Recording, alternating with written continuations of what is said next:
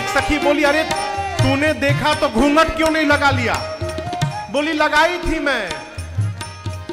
राम का देखी घूंघट पटकीन है न, राम का देखी घूंघट पटकीन है। अरे राम का देखी घूंघट पटकीन है न, राम का देखी घूंघट पटकीन। फिर बोली, घूंघट दी तो कैसे टोना लग गया?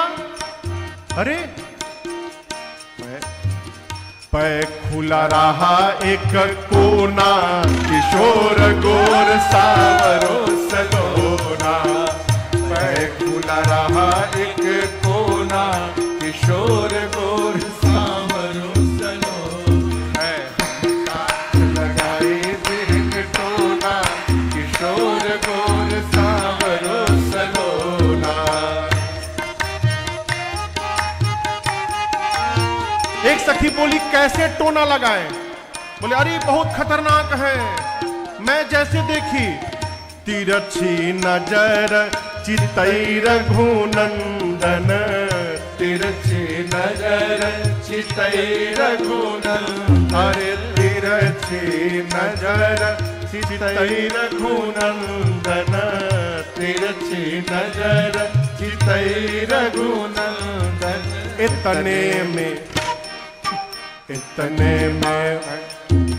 इतने में लागी मोहे टोना, किशोर गोर सावरो सलोना। अरे हई गार है जन होना, किशोर गोर सावरो सलोना।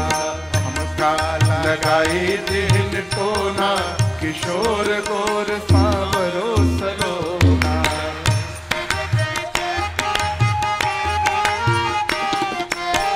श्री रघुराज कहत कर जोरे, श्री रघुराज कहत कर जोरे। अरे श्री रघुराज कहत कर जोरे, श्री रघुराज कहत कर जोरे। बिनती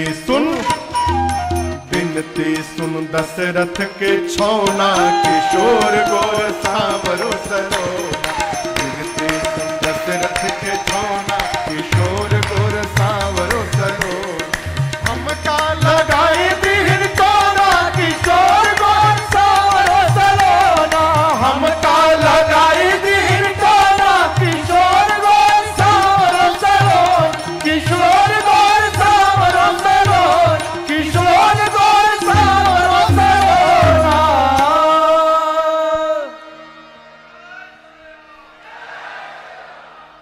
अरे हमका लगाई दीन टोना, किशोर गोर सावरो सलोना। एक सखी बोली, अब का होगा? बोली, अब का होगा? हईगा जवन रहे होना, किशोर गोर सावरो सलोना। अरे जो होना था वो तो हो ही गया। बोली, नहीं तुमको ठीक से घूंघट लगाना चाहिए था। बोली, लगाई थी, लेकिन क्या करूं, ऐसे खींची थी, लेकिन तनके से हवा के कारण पै खुला रहा एक कोना, और उसी कोने से लगा मोहे टोना। वो सखी कहती है, बड़े सुंदर हैं, अब क्या बतावे हम, सिर से पांव तक बहुत सुंदर है। सखी बोली, और कुछ बताओ ना उनके बारे में। एक सांवले हैं और एक गोरे हैं। अरे क्या बात है, और बताओ, और बताए। और नहीं बता सकती। बोले, क्यों? आंख देखी है लेकिन उसके बयान ही नहीं, और होठ बोले क्या उसके नयन ही नहीं। होठ बोले क्या उसके नयन ही नहीं। ऐसा रूप नहीं देखा मैंने, रूप नहीं देखा, ऐसा रूप नहीं देखा आज तक इस उमरिया में वही आए सखी फुलवरिया में, वही आए सखी फुलवरिया में। अरे जिनकी चर्चा है कल से इस नगरिया में, जिनकी चर्चा है कल से नगरिया में, वही आए सखी फुलवरिया। सखी बोली जिस आंख ने देखा है उसके पास जिह्वा नहीं है कि वो बोल सके, जो जिह्वा बोलती है उसके पास नेत्र नहीं कि उसने देखा हो। देखा है आंख ने, बताना है जिह्वा को, देखे कोई और और बतावे कोई और, ये संभव है क्या? मैं तो कहती हूं जिस आंख से मैंने देखा है मेरे साथ चलो, मैं तुमको भी दर्शन करा देती हूं। सीता मैया को वो सखी लेकर गई और एक लता के ओट में आ करके उसने सीता मैया को राम जी का दर्शन कराया। और यहां गोस्वामी जी कहते हैं मां ने जैसे मेरे भगवान को देखा, देखी रूप लोचन ललचारे, हर्षे जनु निज निधि पहचाने। ऐसा लगा मानो जन्म जन्मांतर का खोया हुआ खजाना वापस प्राप्त हो गया हो। सीता मैया ने राम जी के स्वरूप को नेत्र के मार्ग से हृदय में प्रवेश करके नेत्र बंद करके खूब निहारा। जो सखी राम जी को देख करके आई थी वो सीता जी से कहती, अरे आंख खोल के इनको देखो, पार्वती जी कहीं भाग नहीं रही है। पार्वती जी का ध्यान बाद में कर लेना। उनको क्या पता कि सीता मैया आंख बंद करके राम जी का ही दर्शन कर रही थी। कहती है बहुरी गौरी कर ध्यान करे हो, भूप किशोर देख किनले हो। सीता मैया ने नेत्र खोला, थोड़ी देर भगवान को निहारा है। किसी महापुरुष की रचना है, श्री राम को देख कर मां जनक नंदनी बाग में जा खड़ी की खड़ी रह गई। श्री राम को देख कर मां जनक नंदनी, राम को देख कर मां जनक नंदनी बाग में जा खड़ी की खड़ी रह गई। बाग में जा खड़ी की खड़ी रह गई। राम देखे सिया मां सिया राम को, राम देखे सिया मां सिया राम को, चारों अखिया लड़ी की लड़ी रह गई। चारों अखिया लड़ी की लड़ी रह गई।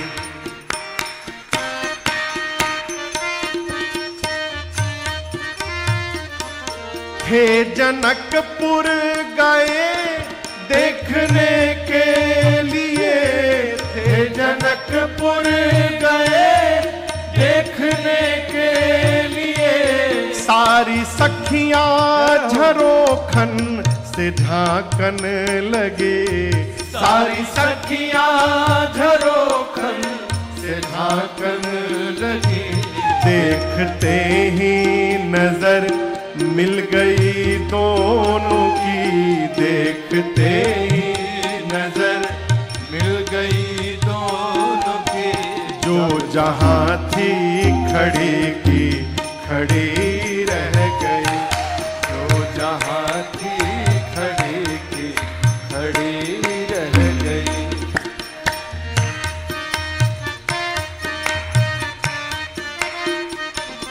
बोली है एक सखी राम को देख कर बोली है एक सखी, राम को देख कर रच दिए हैं विधाता ने जोड़ी सुघर, रच दिए हैं विधाता ने जोड़ी में जा खड़ी की खड़ी रह गई, बाग में जा खड़ी की खड़ी रह गई। मैया ने भगवान को खूब निहारा। अब दर्शन करिए, जो चतुर सखी राम जी को देख करके गई थी वो भी साथ में है। देखिए बहुत टाइम हो गया तो क्या कहती है, सीता जी से कहती है, अब किसी से मान लीजिए कहना को तो ये कहें भाई चला जाए बहुत विलंब हो गया, ऐसे कहेंगे ना। वो कैसे बोली, अरे बहुत विलंब हो गया चला जाए, कल फिर इसी समय यहां लौट के आना है। ऐसे कहने का क्या मतलब? वो बोल रही थी सीता जी को, लेकिन सुना रही थी राम जी को। क्या? कल हम लोग फिर इसी टाइम यहां आने वाले हैं। तो हे राम जी, आप भी अपना टाइम मैनेजमेंट उसी के अनुसार रखिएगा। आप कल फिर से आइएगा पुष्पदल लेने, हम लोगों को पुनः आपका दर्शन प्राप्त हो जाएगा।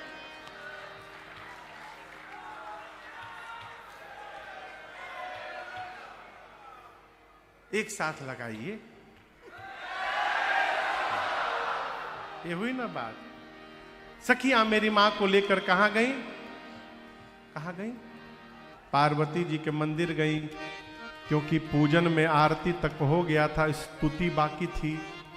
उस स्तुति करने के लिए सीता जी गई और शुरू हो गई, जय जय गिरिवर राज किशोरी, जय महेश मुख चंद्र चकोरे, जय गज बदन खड़ानन माता, जगत जननी दामिनी दुति गाता, नहीं तब आदि मध्य अवसाना, नहीं तब आदि मध्य अवसाना, अमित प्रभाव वेद नहीं जाना, अमित प्रभाव वेद नहीं जाना, भव भव विभव पराभव कारिणी, भव भव विभव पराभव कारिणी, विश्व विमोहनी स्वबस विहारिणी, विश्व विमोहनी स्वबस विहारिणी, पति देवता स्तुति महु, मातु प्रथम तव रेख, महिमा अमित न सकहि कही, सहस शारदा से, सेवत तो ही सुलभ फलचारी, सेवत तो ही सुलभ फलचारी, वरदायनी पुरारी पियारी, वरदायनी पुरारी पियारी, देवी पूज पद कमल तुम्हारे, देवी पूज पद कमल तुम्हारे, सुर नर मुनि सब हो ही सुखारे, सुर नर मुनि सब हो ही सुखारे, मोर मनोरथ जानहुनी के, मोर मनोरथ जानहुनी के, बसहु सदा उरपुर सबही के, बसहु सदा उरपुर सबही के, किन्हें प्रगटन कारण तेहि, किन्हें प्रगटन कारण तेहि, अस कहि चरण गहे वैदेही, अस कहि चरण गहे वैदेही, अस कहि चरण गहे वैदेही।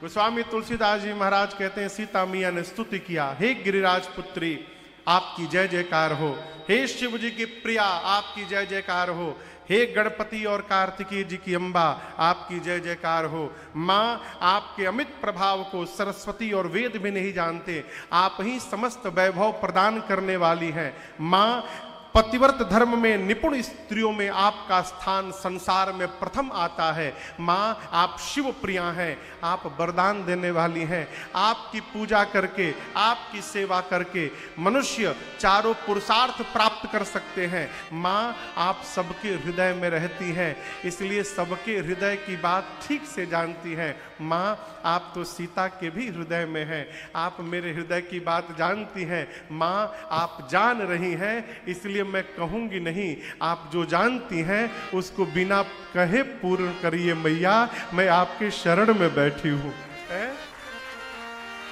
इतना कह के सीता जी मां के पांव को पकड़ के बैठ गई। असकहि चरण गहे वैदेही। सीता मैया के इस विनय प्रेम का दर्शन करके पार्वती मैया की मूर्ति मुस्कुराने लगी। मूर्ति क्या करने लगी? कभी मूर्ति को मुस्कुराते हुए देखा है आप लोगों ने? हाँ बाबू, देखा होगा, वो सही में देखा होगा। मूर्ति उसी को हंसते हुए दिखाई पड़ती है जिसका हृदय निर्मल होता है। मन निर्मल हो जाए तो भगवान के भाव भंगिमा का दिखाई पड़ता है, पता चलता है? वस्तुतः हम तो भगवान को देखने जाते ही नहीं हैं, हम तो भगवान से केवल मांगने जाते हैं। जाने के पहले लिस्ट तैयार है, आज ये मांगना है। यदि मांगना है तो भगवान से सामान न मांगिए, मांगना है तो भगवान से भगवान को ही मांग लीजिए। सीता मैया ने कहा, मां, मैं कहूंगी नहीं, आप जानती हैं, पूरा करिए। मूर्ति मुस्कुराई। पूजन के समय सीता मैया ने जो माला पहनाया था, किसको किसको? गौरी मैया को। वो माला खिसक गई। खसी माल मूर्ति मुस्कानी। अच्छा आप बताओ, ये पार्वती जी हैं, पांव पकड़ के सीता मैया बैठी हैं। माला कहां है? पार्वती जी के गले में। माला खिसकेगी तो कहां जाएगी? कहां जाएगी? नीचे। नीचे कौन बैठा है? सीता मैया। पार्वती जी के गले की माला खिसकी और मेरे सीता मैया के आंचल में गिर गई। वहीं पर सीता जी को पार्वती जी का आशीर्वाद प्राप्त हो गया। ये आशीर्वाद है। मंदिर में गए और बिना बोले यदि पुजारी जी भगवान का निर्माल्य लाकर आपको पहना दिए तो समझिए पुजारी जी ने नहीं पहनाया, ये ठाकुर जी ने आपको प्रसाद अर्पित किया है। आपकी मनोकामना पूरी हो गई। मांग करके नहीं, बिना मांगे। बिना मांगे। कई लोग आते कहते महाराज कपड़ा ठोक दीजिए। ठोकने से क्या होगा? हो क्या होगा ठोकने से? इस भ्रम से बाहर रहिए। भगवान के साथ पूजन में लगने का प्रयास करिए। यदि किसी दिन मुकुट सिर पे नहीं टिक रहा है, इसका मतलब ठाकुर जी आज मुकुट नहीं पहनना चाहते। न पहनाइए। आदमी कैसे नहीं पहनिएगा? फेविकॉल से चिपका के पहना देता है। अब गिरा के दिखाओ, ये ठीक नहीं है। मूर्ति मुस्कुराई और पार्वती जी ने कहा, हे सीता जी, आप हमारे आशीर्वाद को सत्य समझिएगा। आपके मन में जो रचे बसे हैं वो आपको प्राप्त होंगे। सीता मैया को पार्वती जी ने आशीर्वाद दिया। मनु जाहि राचेउ नीली सो बरस सहज सुंदर सावरो करुणा निधान सुजान शील स्नेह जानत रावरो एहि भांति गौरी असीस सुनी सिय सही तहिया हर सी तुलसी भवानी पूजे पुनि पुनि उदिता मंदिर चली तुलसी भवानी तुलसी भवानी तुलसी भवानी पूज पुनि पुनि। पार्वती जी ने क्या कहा? मनुजाहि राचेऊ, मन में जो आपके रचा है, मिली ही सो बर, वही बर मिलेगा। कौन? सहज सुंदर सावरो। बोली जो सहज हैं सुंदर हैं वो आपको मिलेंगे। सीता जी ने कहा मैया दोनों में से कौन, क्लियर करिए। तो पार्वती जी ने क्लियर किया, सांवरो, जो सांवले हैं वो मिलेंगे। वो हैं कौन? वो हैं कौन? हाँ आगे दर्शन करिए, पार्वती जी बता रही हैं वो हैं कौन। करुणा निधान, करुणा के भंडार हैं। सुजान शील, सज्जन है, शीलवान है। और सीता जी स्नेह जानत रावरो। वो राम जी आपके प्रेम को ठीक से जानते हैं। स्नेह जानत रावरो। सीता मैया सुनी, गदगद हो गई। सखियों के साथ बारंबार अनेक बार उसी समय पूजन करके और मंदिर यानी घर गई। इधर राम लक्ष्मण जी पुष्प दल लेकर आए, गुरुदेव भगवान को दिए, पूजन हुआ। और पूजन के बाद राम जी ने गुरु जी से सब बताया। क्या बताया? गुरुदेव बाग में जनक जी की बेटी जानकी जी आई थी, अब वो हमको देख रही थी। बात तो हुआ नहीं था राम जी का। राम जी ने इतना बताया। विश्वामित्र जी ने नेत्र बंद करके देखा, सीता जी को पार्वती जी ने आशीर्वाद दे दिया। मन में सोचे राम यदि वहां पार्वती जी ने आशीर्वाद दिया है तो यहां मैं आपको आशीर्वाद देता हूं। सुफल मनोरथ हो तुम्हारे, राम लखन सुनि भय सुखारे। सुफल मनोरथ हो तुम्हारे, राम लखन सुनि भय सुखारे। आशीर्वाद मिला। संध्या के समय संध्या, बयारू, आरती, रात्रि भोजन, विश्राम। अगला दिन हुआ आज धनुष यज्ञ का दिन है। प्रातःकाल जनक जी महाराज ने सतानंद जी को बोलकर श्री राम लक्ष्मण विश्वामित्र जी को रंग भूमि में बुलवाया। कहां बुलवाया? रंग भूमि, जहां स्वयंवर होने वाला है। राम जी के आने के पहले पूरी मिथिला आकर के विराजमान है। जनक जी ने सबकी उचित व्यवस्था बनाई। लेकिन यहां राम जी जैसे प्रवेश किए, राम जी सबको अलग अलग दिखाई देने लगे। अलग अलग क्यों दिखाई देने लगे? जिनकी रही भावना जैसी, प्रभु मूरति तिन देखी तैसी। जो वीर राजा थे उनको राम जी परम वीर दिख रहे हैं। जो राजा कपट का रूप धारण करके बैठे, जो असुर हैं लेकिन नकली चेहरा बना करके बैठे हैं, उन रवि राजाओं को राम जी काल दिखाई दे रहे थे। जो ज्ञानी राजा हैं उनको राम जी परम तत्व, परम ब्रह्म दिखाई दे रहे हैं। जो भगत राजा थे उनको तो राम जी उनके भगवान दिखाई दे रहे हैं। मिथिला के जितने नर नारी रहे सबको राम जी उनके रिश्तेदार दिखाई दे रहे थे। जनक जी और सुनैना जी को तो अपने पुत्र जैसे दिख रहे हैं। गोस्वामी जी कहते हैं, एही विधि रहा जाहि जस भाऊ, तो तस देख्यो कौशल राऊ।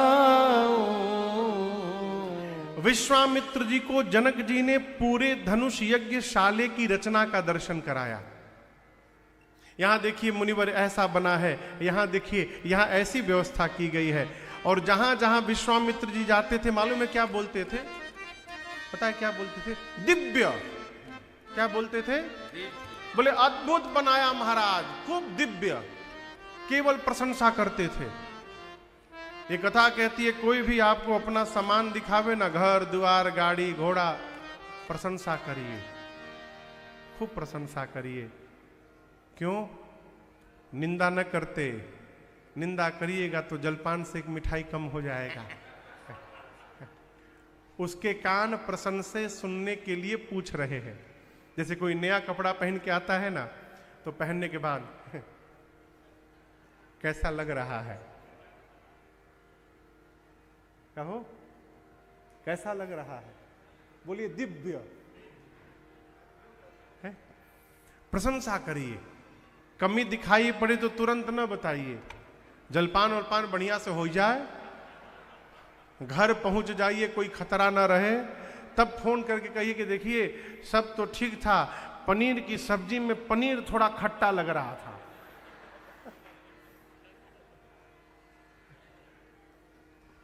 इतनी प्रशंसा कर दी विश्वामित्र जी ने।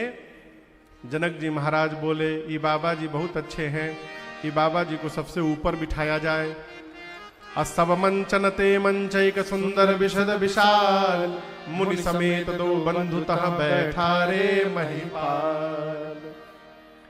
जनक जी महाराज ने सीता मैया को बुलवाया है। मां जब आई रंगभूमि में जयमाल लेकर, मां के अलौकिक स्वरूप का दर्शन करके जितने नर नारी थे सब मोहित हो गए।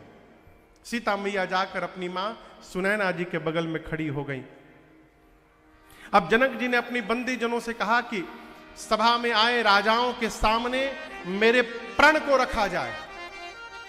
बीच में जाकर बंदी जन महाराज जनक के अपने दोनों भुजाओं को ऊपर उठा लिए।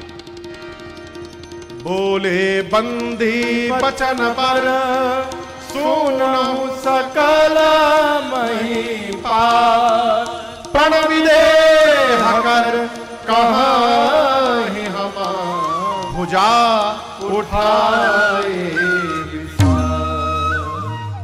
बंदी जनों ने कहा हे दीप दीप से आए आप समस्त राजा महाराजा,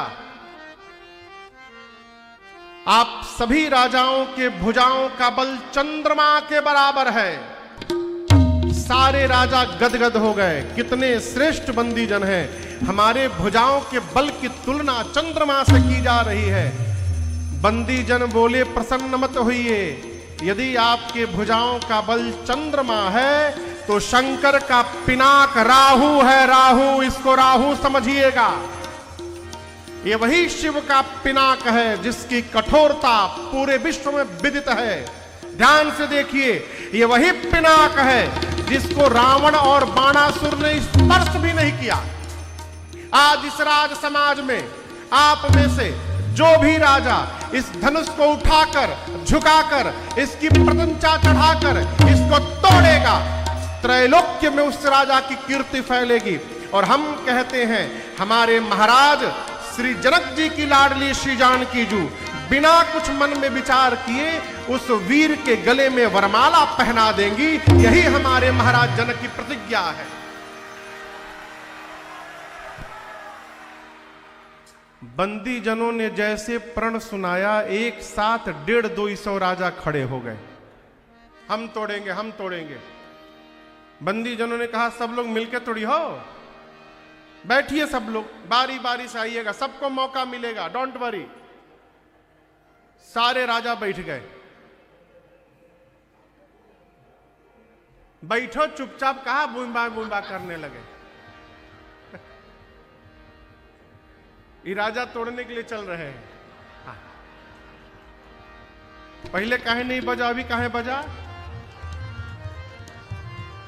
सबसे पहले जो राजा थे उस राजा से कहा गया, बंदी जनों ने कहा चलिए महाराज आप प्रयास करिए।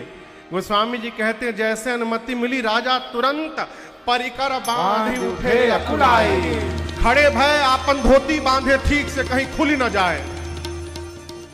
थोड़ा व्यायाम किए, और जाने से पहले अपने इष्ट को मन ही मन प्रणाम किए, हाथ जोड़कर अपने इष्ट से बोले, प्रभु आई एम गोइंग, हम जा रहे हैं प्रभु, कृपा करिएगा हमसे ही टूट जाए। कौन बोला? जो राजा तोड़ने जा रहे हैं।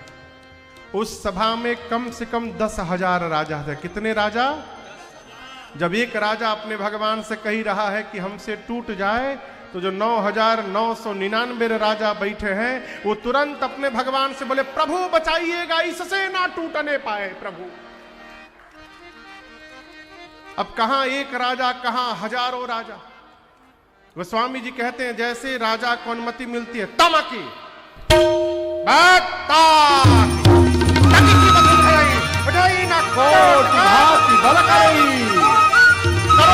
व्यक्त करते हैं, बैठकर, लेटकर, घसीटकर, परंतु धनुष अपने स्थान से तिल मात्र नहीं खिसकता।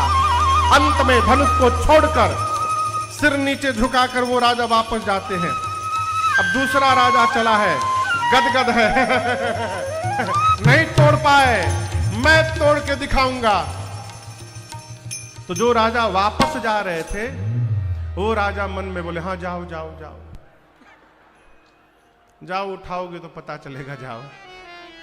एक एक करके राजा आए हो, तोड़ना दूर, किसी भी राजा ने धनुष को धरती से तिल के बराबर भी खिसकाया नहीं। एक राजा की बारी आई, राजा खड़े भये और अपने स्थान से धनुष की ओर देखे, अब प्रणाम करके बैठ गए। ये धनुषे रखा है, का हो समनवा? हम अभी देखे हैं। हाँ, ये सामने देखिए धनुष रखा हुआ इतना बड़ा। हाँ, तो रामे जी तोड़िए होके। एक राजा खड़े भये, धनुष को देख के प्रणाम करके बैठ गए। बगल के राजा बोले, कायर हो क्या तुम? ले, मैं वीर हूं। ले, कैसे वीर हो? तुम तो तोड़ने भी नहीं गए। उस राजा ने कहा, मैं तोड़ने नहीं आया हूं, जिनका विवाह होने वाला है वो सीता जी भूमि से जन्म ली है, भूमिजा हैं।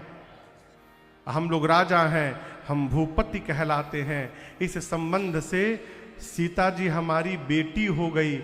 हम यहाँ बेटी से विवाह करने नहीं आए हैं, हम बेटी को आशीर्वाद देने आए हैं।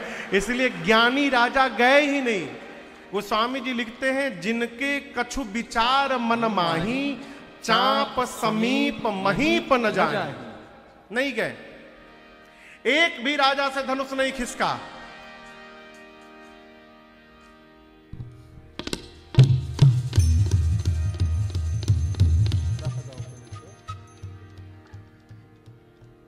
एक भी राजा से धनुष नहीं खिसका।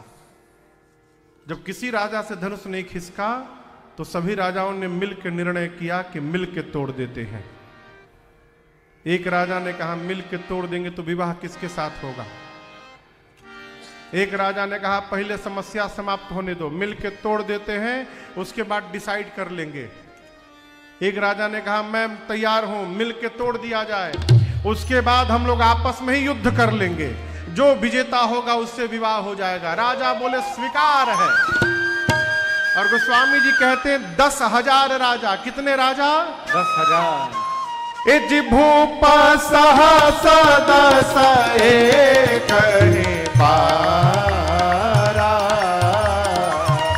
भूप सहस दस एक बारा, लगे उठावन तरई नटारा,